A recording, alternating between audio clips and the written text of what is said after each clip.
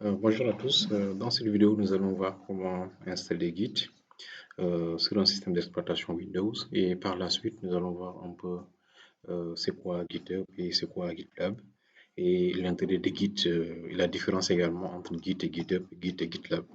Alors, donc la première des choses à faire, c'est tout simplement d'aller ici et de télécharger tout simplement Git. Donc, download Git. Donc, on va aller vers voilà, donc Git SCM pour le lien de téléchargement. Une fois sur ce lien de téléchargement, vous allez voir qu'il y a différents systèmes. Donc, nous sommes sur Windows. Donc, si vous êtes sous Linux également, il est possible, ou bien sous Mac, il est possible de télécharger et d'installer. Donc, nous allons utiliser ce lien-là, télécharger Git. Voilà. Et à ce niveau, nous allons sélectionner notre système. Donc, c'est un système 64 bits. Donc, on va sélectionner celui-là, Standard Installation. OK, bon. Excusez-moi. En général, bon, j'ai l'habitude de vous demander d'installer des versions portables. Mais bon, comme dit qu'il n'y a pas 1000 versions, c'est une seule version qu'il faut installer sur la machine. Je vous recommande donc d'utiliser cette version-là et de l'installer une bonne fois pour toutes sur le système d'exploitation. Voilà. Et à la base, hein, Git marchait que sous Windows, sur Linux plutôt, excusez-moi. Donc, que ce soit pour Mac ou bien pour Windows. Donc, ce sont des versions quand même adaptées qui sont utilisées. Mais sachez que Git comme Docker, hein, c'est des outils 100% Linux en fait. Mais il est possible quand même de les utiliser sous Windows grâce donc, à des ponts avec Git SM, Git Bash. Voilà. Alors, donc, à partir de là, nous allons directement lancer l'installation de Git. Ok, ça ne devrait pas prendre beaucoup de temps. Ok. Et une parenthèse, hein, si vous êtes sous Linux, quand vous utilisez, sous Windows plutôt, quand vous utilisez Git, de préférence, vous pouvez également utiliser, on va laisser les options par défaut, l'invite de commande CMD au lieu de notre créer. Non, c'est pas grave, on n'en a pas besoin parce qu'on va pas le démarrer. Suivant, on va laisser les éléments par défaut. Là aussi, ok, open SSH, suivant, parfait, suivant, ok, Zalibis, share, suivant, enable expand support, c'est pas grave. Ok. Donc, je disais que si vous êtes sous Windows, si vous voulez utiliser l'invite de commande de Git, de préférence utilisez CMD à la place de PowerShell. Voilà. Si vous ne voulez pas, si vous voulez pas avoir peut-être des surprises. Mais à la base même, en fait, on va pas du tout utiliser les deux, ni CMD, encore moins PowerShell. Nous allons utiliser l'invite de commande de Git qu'on appelle Git Bash. Voilà. Donc, nous allons voir tout de suite comment ça marche et tout. Et une fois que l'installation est faite. L'installation, ça prend pas du temps. Une fois que c'est bon aussi, on va voir, hein, vous devez également créer deux comptes. Un compte sur GitLab, un compte sur GitHub. Pour ceux qui sont également sur Bitbucket également, n'hésitez pas à créer également un compte là-bas pour pouvoir manager vos repositories avec l'interface graphique. Ok, running post installation, parfait. Donc, ok,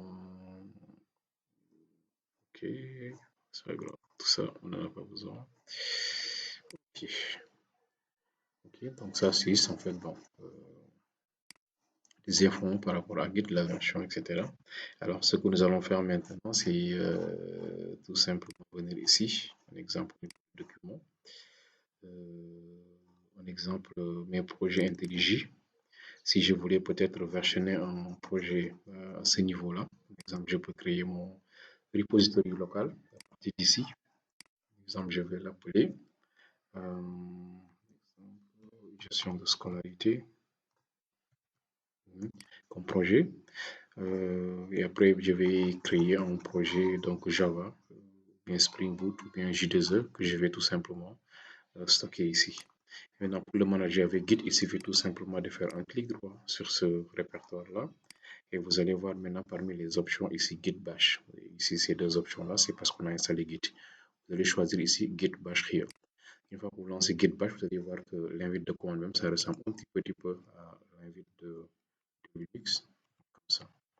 D'ailleurs, même si vous voulez parcourir, vous allez utiliser les commandes Linux, vous n'allez pas utiliser les commandes Windows. OK, donc il y a ls, etc.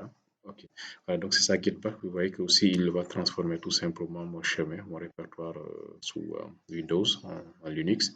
Vous savez que le titre là signifie tout simplement le répertoire est parfait. Vous pouvez maintenant commencer à faire un git status pour voir s'il y a des choses qui ont été ajoutées ou pas. Git status. Voilà, donc on me dit qu'il n'y a pas de git, donc je peux faire un git init, un exemple. Donc, c'est initialisé. Maintenant, je peux revenir maintenant pour faire un git status. Là, maintenant, il me dit que voilà, et ça commence à venir. C'est à moi maintenant de créer peut-être des fichiers, de faire des adds, de faire des checkout, etc. De faire également des commits, etc. Donc, c'est très simple. Voici l'installation de Git sous Windows. Parfait. Après, bon, le reste, ce sera sous forme de TP, hein. Donc, la création des branches, des matchs, des rebase, les pull requests, les merge requests, etc. Tous ces éléments, on va les voir ensemble avec Git, GitHub, GitLab. Voilà. Alors, et l'autre chose maintenant que je voulais vous montrer, c'est donc GitHub aussi. OK. Alors, GitHub, cette fois-ci, maintenant, c'est un outil cloud qui permet tout simplement de créer des repositories et de manager du code. Un exemple, si je prends le cas des repositories ici, si je clique là, donc là, ce sont mes repositories. Vous pouvez créer autant de repositories que vous voulez avec tout simplement l'igno.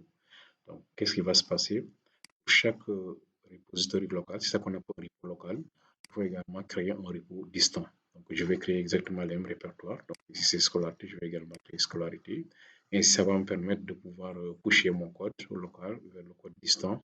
Je vais pouvoir également faire des versionning, pouvoir collaborer avec d'autres développeurs, pouvoir demander à d'autres gens de pouvoir lire mon code avec ce qu'on appelle ici des pull requests sur GitLab, ou bien tout simplement des demandes de relecture de code dans ce qu'on appelle du code review. D'ailleurs, quand on clique ici, vous allez voir, voilà, donc ici, c'est bon, GitHub, hein, c'est pour request. Sur GitLab, ça sera des merge requests. Voilà, donc tous ces éléments sont liés à des repositories. Vous pouvez également faire des configurations liées à ces repositories-là. Un exemple, si on voulait peut-être faire des configurations sur ce repo, juste un exemple, hein. Donc, pour les GitHub Actions, si vous voulez ajouter des variables d'environnement, si jamais vous en avez besoin, c'est à partir d'ici. Ou bien pour simplement faire des configurations globales, excusez-moi, configuration globale liée à notre repository également, en cliquant tout simplement sur Setting. Et là, maintenant, ce sera des configurations globales. Un exemple, si on voulait générer un token, au niveau de l'option développeur, à partir de là, maintenant, on peut générer tout simplement un token.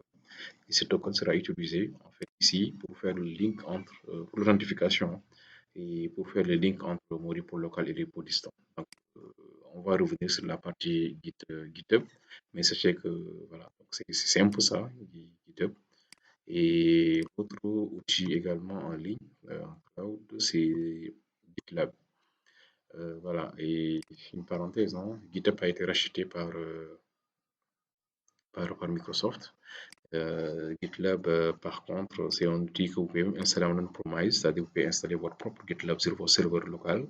Même, on va voir comment installer GitLab sur un système d'exploitation Linux de préférence, parce que ça a des serveurs.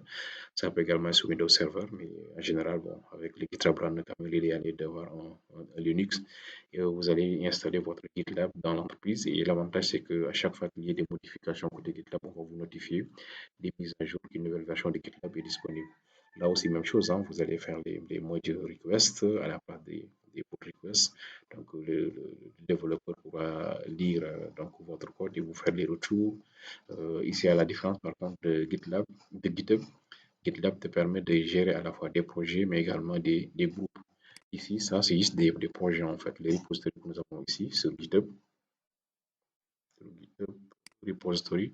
Tous les repositories que nous avons au niveau de GitHub sont juste en fait des projets.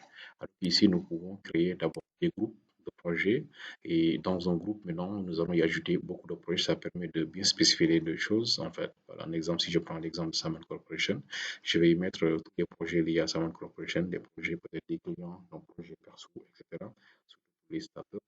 Voilà. Ou bien peut-être d'une classe, un exemple MDGL, donc tous les projets que vous avez eu à créer, vous allez les mettre dedans. Donc en tant que startup ou bien en tant que freelance, vous pouvez le faire. En tant qu'entreprise également, de plus en plus ça fonctionne toujours comme ça. Et vous pouvez créer autant de groupes que vous voulez Et les projets que vous voyez ici, ça peut être des single projects, c'est-à-dire des projets qui sont pas rattachés à un groupe ou bien des projets qui sont rattachés à des groupes. Et là également, toutes les invitations également qui sont faites sont affichées ici. Donc, si c'est seulement les repos personnels, donc on va voir en fait les repos qui sont là. Voilà. Avec également les CI/CD, si jamais il y a des CI/CD en fait.